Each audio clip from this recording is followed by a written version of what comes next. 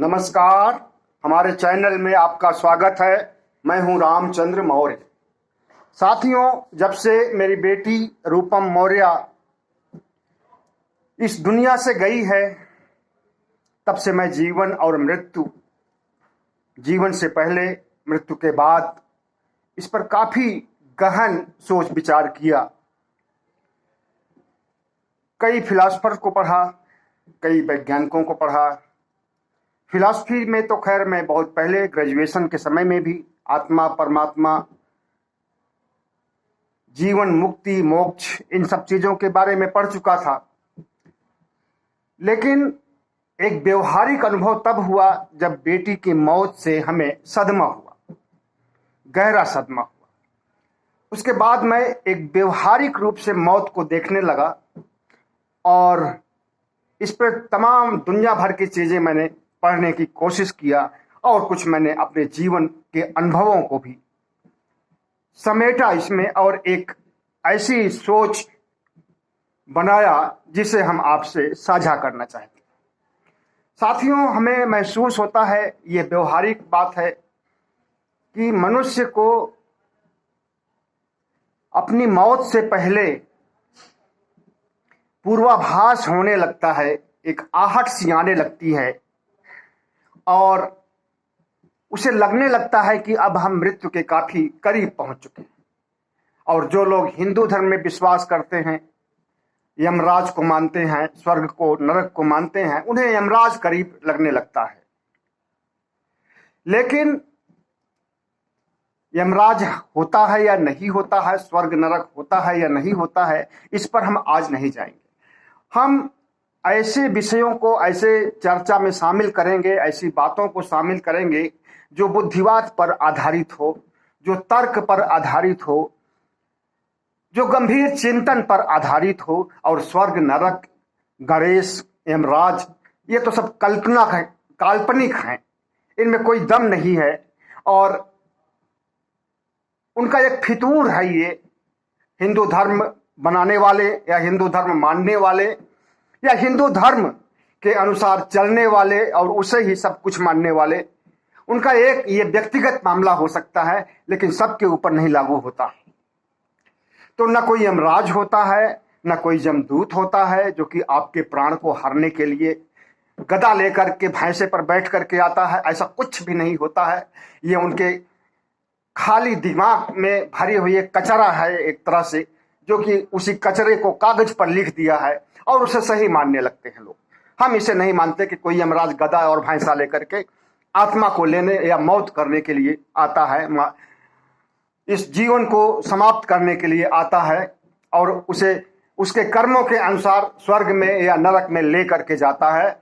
और अच्छे कर्म किए होते हैं तो उसे स्वर्ग मिलता है और वहां पर अप्सराएं मिलती हैं, इंद्र की अप्सराएं वहां पर मिलती हैं। अप्सराएं का मतलब नाचने गाने वाली लड़कियां, खूबसूरत लड़कियां। और ऐसी ही कल्पना मुस्लिम धर्म में भी है, उसको भी हम अच्छा नहीं मानते हैं, सही नहीं मानते हैं। जन्नत है, जन्नत में वहां लड़कियां मिलती हैं, हूर मिलते हैं। और जहन्नुम में नरक होता है। ईसाई धर्म में भी ये सब बातें हैं कि अच्छा कर्म करने वाले को स्वर्ग होता है। इन तीनों धर्मों में सारी समानताएं हैं, एक जैसी समानताएं हैं। इस पाखंड को लेकर के स्वर्ग, नरक और यमराज और अप्सरा और हूर, सुंदर कन्याओं को लेकर के कि जो अच्छा कर्म किए होते हैं उन्हें स्वर्ग में या फिर जन्नत में अच्छी अच्छी महिलाएं मिलती हैं, खूबसूरत महिलाएं मिलती हैं, उनसे मस्ती करने का वातावरण बनता है। लेकिन हम इन चीजों पर विश्वास नहीं करते, हम इन तीनों धर्मों को ठुकराते हैं। और इन तीनों धर्मों के बाद नंबर आता है चौथे धर्म का, जो कि भारत के अलावा कई देशों में, लगभग 140 देशों में लोग इसे मानते हैं, और वो है बौद्ध धर्म। बौद्ध धर्म में सीधे सीधे नकारा गया है न केवल स्वर्ग नरक को, पाखंड को, हूर को, अप्सराओं, कन्याओं को, बल्कि आत्मा तक का भी बहिष्कार किया गया है।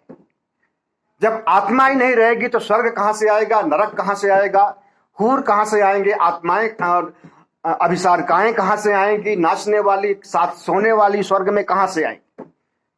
तो इन सब को ठुकराया तथागत बुद्ध ने अपने अनात्मवाद का सिद्धांत देकर कि आत्मा का कोई अस्तित्व ही नहीं होता, लेकिन पुनर्जन्म होता है। तो बौद्ध धर्म के बारे में कहा जाता है कि आत्मा नहीं होती है, पुनर्जन्म होता है। कैसे होता है? जब आत्मा ही नहीं है तो पुनर्जन्म कैसे होगा? तो तथागत बुद्ध ने बताया कि आत्मा नहीं होती है लेकिन पुनर्जन्म होता है। जैसे एक दिए से दूसरे दिए को जला दिया जाता है और दूसरे दिए से तीसरे दिए को, इस तरह से एक ये पीढ़ी दर पीढ़ी इस तरह से दिए जलाने की बात होती है और मनुष्य उसी दिए की तरह जो है जलता है और उसी दिए की तरह बुझ जाता है। न तो दिया जलने के पहले कोई अस्तित्व था और न दिया जलने के बुझने के बाद कोई अस्तित्व होता है। लेकिन तथागत बुद्ध का धर्म वैज्ञानिकता पर आधारित है और भी जितने धर्म हैं, चाहे वो ईसाई धर्म हो, मुस्लिम धर्म हो, हिंदुओं का धर्म हो, वो अवैज्ञानिक। उनमें जो सोच विकसित की गई उसमें तो हिंदू धर्म में तो बताया गया है कि सूरज को 7 घोड़े खींच रहे हैं। सूरज एक रथ पे बैठा हुआ है और उस रथ को 7 घोड़े खींच रहे हैं और पृथ्वी शेषनाग के मस्तक पर टिकी हुई है। और हनुमान ने तो एक बार पूरे सूरज को ही निगल गया था, इतना अंधेरा हो गया कि देवता लोग गए और सूरज हनुमान से विनती किया, तब जाकर के सूरज को उगल दिया उसने। तो हिंदू धर्म के पाखंडवादी सोच को हम नहीं मानते हैं और सिर्फ जो 2-3 मैंने उदाहरण दिया, इतना ही नहीं, लाखों करोड़ों अंधविश्वास और पाखंड भरे हुए हैं जो अतार्किक हैं, अवैज्ञानिक हैं।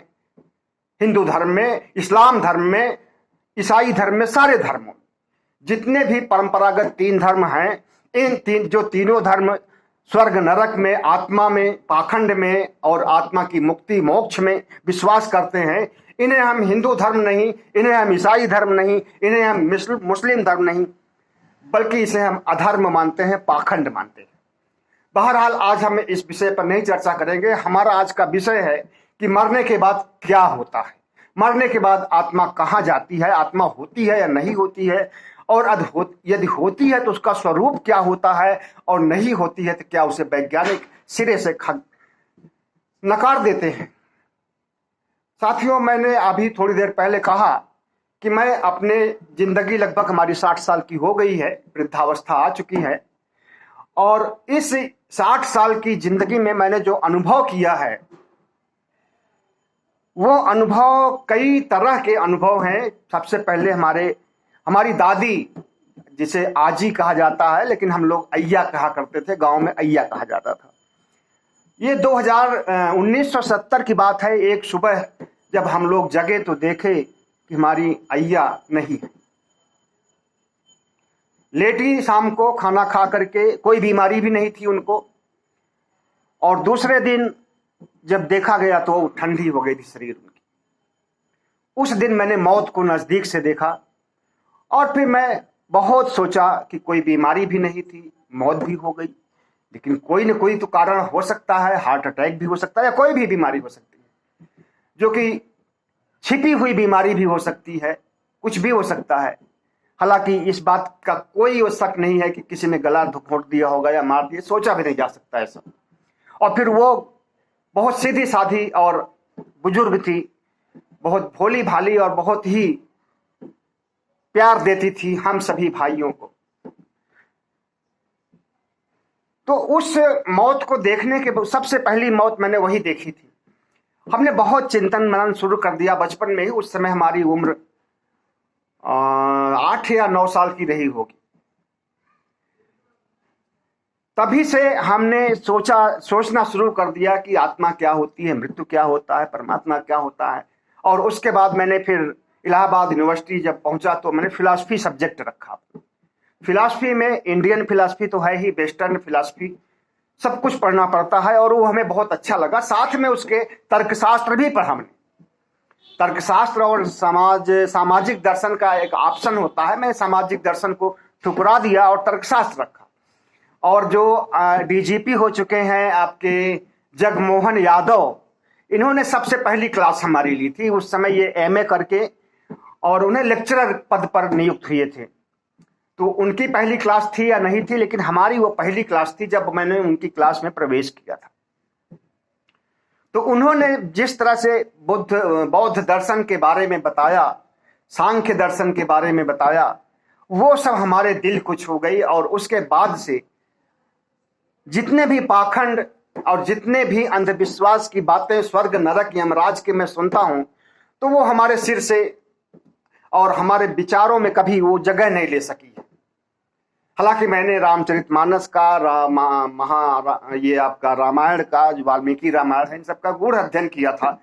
उसी समय लगभग जब हमारी अवस्था 9-10 साल की थी, 5वीं पास किया था, उसके बाद से ही हमारे पिताजी बहुत धार्मिक थे। चाचा जी हमारे भगवत प्रसाद बहुत सारे पुराण इकट्ठा किए हुए थे, रामायण, महाभारत, गरुड़ पुराण, विष्णु पुराण। वो तो नहीं पढ़ते थे, लेकिन हम उनके यहाँ से उठा लाते थे और उसको पढ़ते थे, और कभी कभी पढ़ते करके पिताजी को सुनाते थे रात में 9-10 बजे के बाद और 1-2 बजे रात तक। उसी के क्रम में एक बार मैं गरुड़ पुराण पढ़ करके उठा और चारपाई पर से जैसे उठा, नीचे हमें बिच्छू ने काट लिया। तो अब बड़ी मुसीबत हो गई। मैंने बताया थी, तो उन्होंने कहा कि इसी रामायण में, गरुड़ पुराण में रही होगी बिच्छू, और जब आप इसको लाए तो गिर गई होगी नीचे, और उसके बाद फिर जब उठे उस पर से तो इसने डंक मार दिया। तो उस डंक मारने को खैर मैं नहीं लिया, वो तो बिच्छू है, तो जानवर है, अपना काम करेगा ही। लेकिन ये हम बताना चाहते हैं कि इन सब ग्रंथों का मैंने गूढ़ अध्ययन किया। और लेकिन हम जब अध्ययन करते थे तो तार्किक ढंग से अध्ययन करते थे।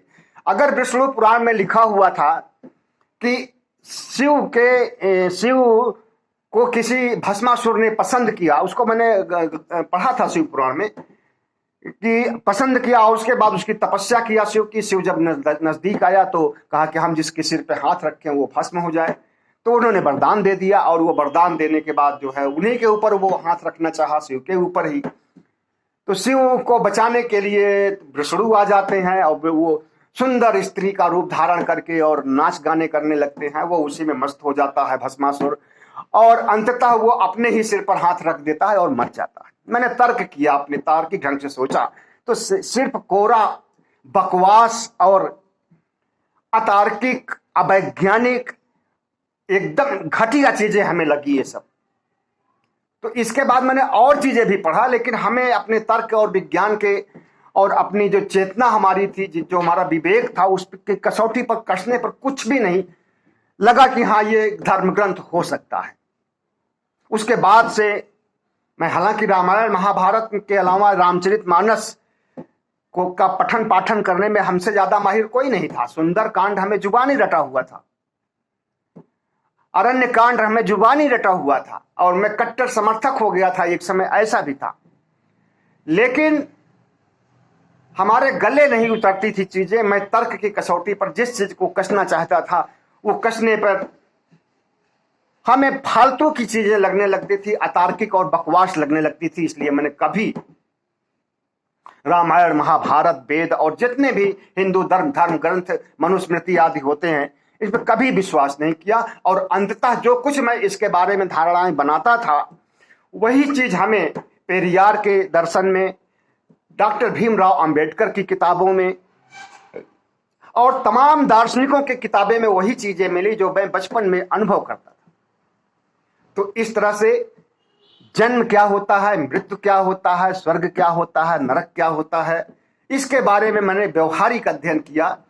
और व्यवहारिकता में एक बात और बता दें कि 23 फरवरी 2004 को हमारा एक्सीडेंट हुआ था, और वो एक्सीडेंट इतना विकराल था, इतना भयंकर था कि ऑपरेशन करना पड़ा था पेट का। नाभि के ऊपर करीब 4 इंच से लेकर के नीचे 4 इंच तक पूरा चीरा लगाना पड़ा था, और ऑपरेशन हुआ था। आंतें फट गई थी, डॉक्टर का कहना था, या जख्मी हो गई थी, जो भी रहा हो। और उन आंतों की सिलाई करने के लिए डॉक्टरों ने ऑपरेशन किया था, और चंद्रलक्ष्मी हॉस्पिटल में डॉक्टर मुकेश अग्रवाल और उनकी टीम ने हमारा ऑपरेशन किया था। तो उस समय जब हमें इंजेक्शन दिया गया पीछे पीठ में, उसके बाद मैं बेहोश हो गया, और जैसे कोमा में जाने की स्थिति होती है या जैसे मौत की स्थिति होती है, लगभग उसी स्थिति में मैं पहुंच गया। अब मौत में और कोमा में जाने में क्या अंतर होता है, या बेहोश होने में क्या अंतर होता है, लेकिन हमने जो महसूस किया वो लगा कि एक तरह की मौत ही थी, या कॉन्शियसनेस था, जो भी रहा हो, लेकिन मैंने जो कुछ महसूस किया उस समय, इसे कहते हैं कि मौत के द्वार तक जा करके लौट आना। हम उस चीज को साझा करना चाहते हैं। हमें जो दिखाई दे रहा था कि जैसे हमारा शरीर काम नहीं कर रहा है, हम हिल भी नहीं सकते थे, वास्तव में नहीं हिल सकते थे जब मैं बेहोश हो गया था। लेकिन हमारी अंदर की शक्ति, या जिसे विवेक या आत्मा भी कह सकते हैं, जो हमारी आत्मा थी, वो एक जगह अस्थाई थी, और हमें जो कुछ दिखाई दे रहा था वो चमक सा दिखाई दे रहा था, हरा पीला लाल रंग की किरणें जैसे बिखरी हुई हों। लेकिन मैं मानता हूं कि वो किरणें जो हमें दिखाई दे रही थी, वो किरणें कोई वास्तविक किरणें नहीं थी, बल्कि ऑपरेशन करने के लिए ऊपर लाइट जलाई गई थी। और वो लाइट दो तरह की थी। एक ट्यूबलाइट थी जो कि उस समय, एक बल्ब होती पहले हुआ करती थी जो कांच की बल्ब होती थी। तो वो सब चीजें थी। तो हो सकता है कि वही चीजें हमें आंख बंद करने पर या बेहोश होने पर दिखाई दे रही हो, और उसी को मैंने किरण समझ लिया हो। लेकिन एक चीज हमें जरूर महसूस हुआ कि उस समय हमें न तो किसी भगवान का याद आया, न किसी परमात्मा का, न किसी स्वर्ग का, न किसी नरक का। लेकिन मैं अपने को एक ऐसे अनंत में, एक ऐसे अंधेरे में, एक ऐसे अकेलेपन में, एक ऐसे, मतलब कि उसको शब्दों से वर्णन नहीं किया जा सकता, ऐसी स्थिति में हो गया था कि दुनिया को तो मैं बिल्कुल भूल ही चुका था कि मैं कोई रामचंद्र मौर्य हूं, या मैं किसी बच्चे का बाप हूं, किसी भाई का भाई हूं। ये सब तो मैं भूल ही चुका था, अपना अस्तित्व तो मैं भूल चुका था। लेकिन धीरे धीरे हमें न तो कोई स्वर्ग दिखाई दिया, न कोई नरक दिखाई दिया, न कोई भगवान दिखाई दिया, न कोई भूत प्रेत दिखाई दिया, न हमारे जो लोग पहले दादा बाबा आजा लोग मर चुके हैं वो कोई दिखाई दिए, न कोई भी नहीं दिखाई दिया। जैसे जैसे इंजेक्शन का असर कम हुआ और चेतना हमारी आने लगी, वैसे वैसे लगा कि डॉक्टर हमारे शरीर पर हाथ फेर रहे हैं, और ऑपरेशन पूरा हो गया था, टांका लग चुका था, हाथ से थपथपाते हैं शायद उस टांके को डॉक्टर, तो उसी को थपथपा रहे थे। उस समय हमें होश आ गया, लेकिन हमें दर्द नहीं होता था, और ऑपरेशन का तो पता ही नहीं चला कि हमें ऑपरेशन हुआ या नहीं। और लगभग 1 घंटे तक हमारा ऑपरेशन हुआ था, डॉक्टरों ने बाद में बताया। तो वो उसके बाद में पूरा होश में आ गया, और डॉक्टर लोग आपस में जो बातें कर रहे थे, इंग्लिश में कुछ हिंदी में, तो वो बातें मैं पूरी तरह से समझ रहा था। और उन्होंने कहा सक्सेस रहा, आपस में ही बात कर रहे थे, और कोई प्रॉब्लम नहीं होगी बाद में, या दूसरे ऑपरेशन की कभी कोई जरूरत नहीं पड़ेगी, इस तरह की बातें हो रही। तो इसी तरह से, जिस तरह से मैंने महसूस किया, तो अमेरिका के एक एमन अलेक्जेंडर हैं जो कि 15 साल से न्यूरो सर्जरी के एक्सपर्ट हैं, और 2008 में एक मेरेंजाइटिस नामक बीमारी से ये भी कोमा में चले गए थे। कोमा में जाने के बाद इन्होंने जो देखा, जो मैं आपको बता रहा हूं वही बातें इन्होंने भी बताई है, कि हरे पीले नीले रंग की रोशनी दिखाई देती है, और एक अनंत होता है, न कोई आगे न कोई पीछे, स्पेस होता है, लेकिन उस स्पेस में कोई नहीं होता है, और वो स्पेस बिल्कुल अंधेरा होता है।